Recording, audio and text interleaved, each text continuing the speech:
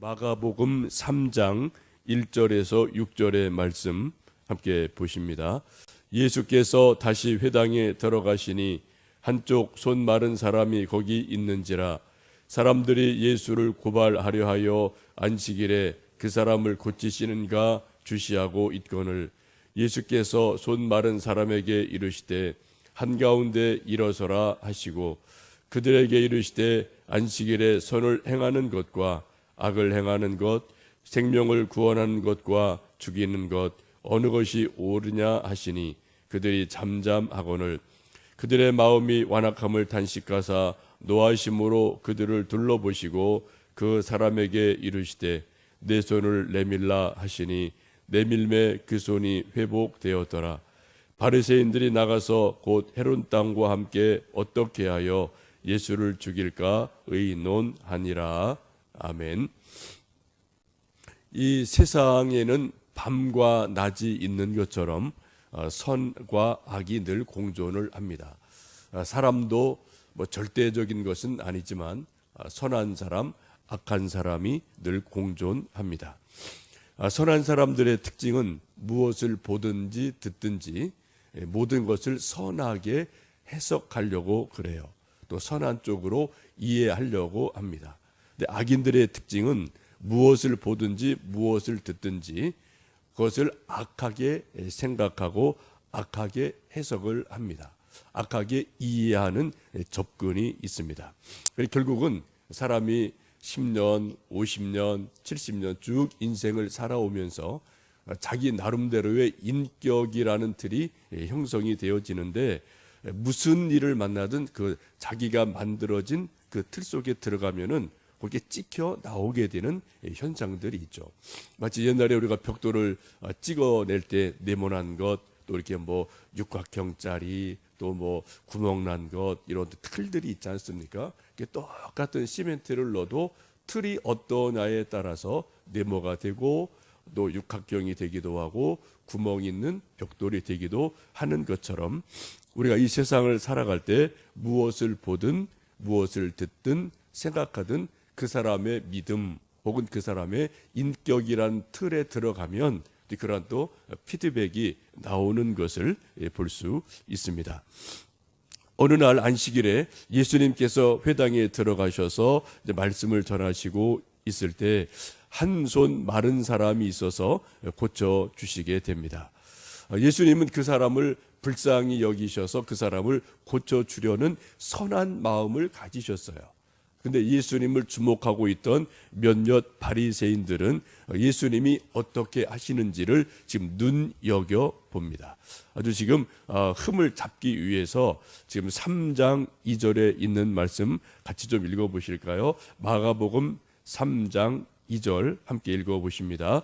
사람들이 예수를 고발하려 하여 안식일에 그 사람을 고치시는가 주시하고 있거늘. 이 바리새인들인데요, 몇몇 바리새인들이 그 예수님과 손 마른 사람을 지금 주목하고 있죠. 주시를 하고 있습니다. 눈에 힘을 주고 바라보고 있는데 그 이유가 무엇입니까? 예수를 고발하기 위해서, 예수를 고발할 건수를 찾아내려고 예수님과 손 마른 병든 사람을 주시하고 있게 됩니다.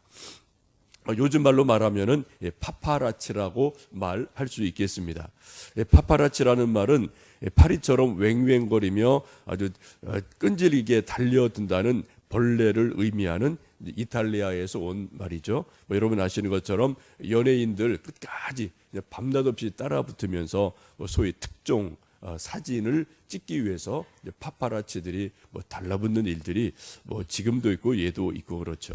요즘은 이런 것이 많이 확산이 돼서 이런 우리 지하 1층에도 주차장 보시면은 장애인 주차하는 곳이 있는데, 혹시 여러분들 그런 경험이 있을지 모르겠어요. 저도 한두 번 그런 경험이 있습니다. 다른 데 공간이 없어서 부득이하게 거기다 차를 세웠는데 어느샌가 누군가 그거를 찍어가서 또 구청에 고발해서 10만 원 벌금 내고요. 그 사람은 또 2, 3만 원 또 좋은 일 했다고 또 이제 상금을 받고, 이런 일들이 지금 우리나라에 있지 않습니까? 학원에서도 불법적인 학원 뭐 과외 이런 것 하면은 학파라체라고 그래서 또 현장을 찍어가면 또 뭐 신고하면 벌금 나오고 이 사람은 돈을 받고, 또 노파라체라는 게 있죠. 노래방에서 또 불법 같은 게 가끔 일어나니까 그런 데 가서 또 찍어서 신고하면 자기는 상 받고 또 이쪽은 벌금 내고, 이런 일들이 뭐 있게 마련이죠. 지금 이 본문의 말씀을 한마디로 말씀드리면 이 바리새인들이 누구냐? 파파라치라고 보시면 좋겠습니다.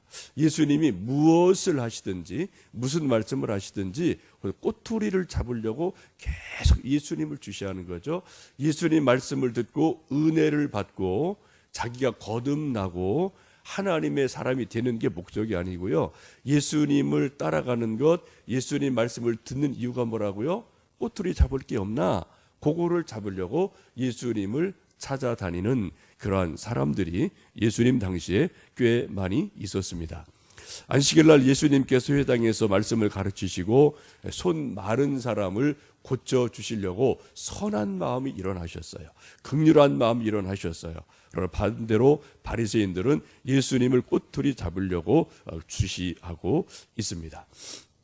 예수님께서 그런 상황을 다 이미 알고 계시죠. 그래서 하시는 말씀이 우리 마가복음 3장 3절 4절 말씀을 읽습니다. 예수께서 손 마른 사람에게 이르시되 한가운데 일어서라 하시고 그들에게 이르시되 안식일에 선을 행하는 것과 악을 행하는 것, 생명을 구원하는 것과 죽이는 것 어느 것이 옳으냐 하시니 그들이 잠잠하거늘. 예수님께서 그런 상황을 다 살펴보시고 하시는 말씀이 손 마른 사람을 많은 사람 한가운데서 일어서라 라고 말씀합니다. 여기 말씀 보시면 3절에 한가운데에 일어서라 하셨다고 말씀합니다. 이게 아주 중요한 의미가 있죠. 예수님이 일하시는 것을 보면 저쪽 구석에서 몰래 하시는 일은 없습니다. 아무도 모르게 저 뒤편에서 수근수근 하면서 하신 일은 없어요.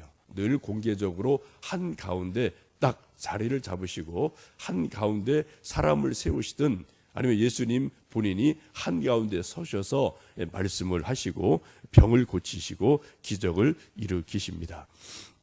여러분, 한가운데 서 있다는 것은 아주 중요합니다.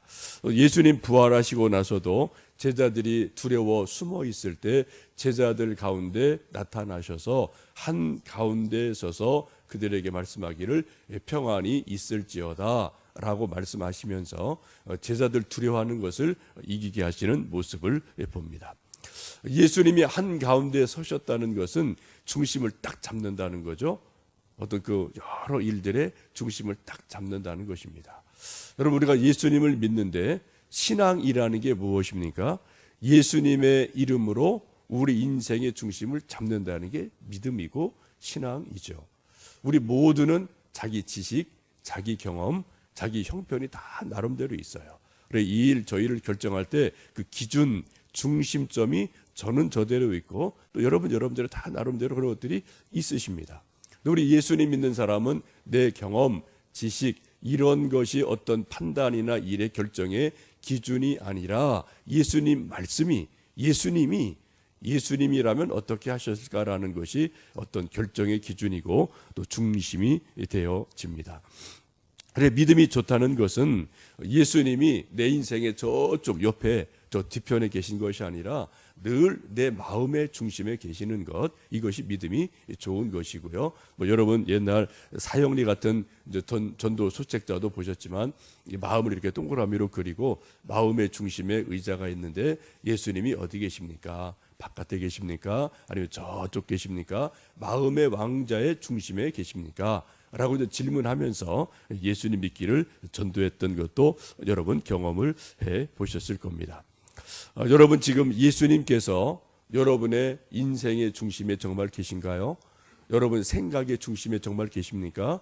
여러분이 이 일 저 일 판단하고 결정할 때 그 한가운데 중심에 정말 예수님 말씀이 있고 예수님의 뜻이 있고 예수님의 생각이 있으신지 깊이 생각해 보시면 좋겠습니다. 우리가 이제 군대에 있을 때 소위 이제 간음자를 이렇게 이제 좌우로 이렇게 앞뒤로 이렇게 조정하는 게 있죠. 그래야 이제 또 정조준이 딱 돼서 이제 총을 쏘고 또 이제 잘 맞게 되니까요. 근데 그 정조준이 잘못되면은 아무리 총을 쏴도 이 총알이 삐딱하게 나가거든요. 근데 정조준이 딱 좌우가 딱 중심이 잡히면은 그래도 총이 정확하게 한가운데로 이제 날아가서 중심을 이제 맞출 수가 있게 되죠. 우리 인생도 마찬가지고 우리 믿음도 마찬가지인 줄 압니다. 여러분, 우리가 어떻게 우리 생각이 좌로 우로 치우칠 때, 우리가 어떻게 그 좌로 혹은 우로 치우치는 생각을, 어떤 그런 기준점을 어떻게 자꾸만 한 가운데로 안으로 중심으로 잡아갈 수가 있겠습니까? 다른 방법이 없죠. 성경 읽는 겁니다. 자꾸 성경 읽으셔야 되고, 성경에서 그 뜻을 알아내셔야 되고, 묵상하셔야 되고, 또 하나님의 지혜를 계속해서 구하며 기도하셔야 됩니다. 제가 늘 강조하는 것처럼 말씀을 읽고 묵상하고 기도할 때, 이것이 한두 번으로 되는 건 아니겠지만 늘 우리가 그래도 자꾸만 가운데로 중심으로 우리 생각, 우리 가치관, 우리 어떤 여러 가지 판단 기준이 자꾸 예수님 중심으로 서게 될 줄로 믿습니다. 믿음이 성숙하다, 이것도 결국은 그 문제죠. 좌로 우로 확 한쪽으로 치우치면 이거는 극단이 돼버리거든요. 이게 성숙이 없거든요. 균형이 없거든요. 그래서 우리가 가끔 뭐 좌로 우로 치우칠 때도 있겠지만 늘 우리 중심은 예수님 중심으로 어떻게 생각하느냐, 예수님 중심으로 어떻게 우리가 서느냐, 이것이 중요한 일인 줄 압니다. 오늘 말씀 보시면 예수님께서 손 마른 사람을 일으켜 세우시고 한가운데 일어서라 라고 말씀을 하시고, 그 주목하고 주시하는 많은 바리새인들에게 들으라고 일부러 안식일에 선한 일을 행하는 것, 악을 행하는 것, 생명을 살리는 것, 죽이는 것, 어떤 것이 옳으냐라고 말씀을 질문합니다.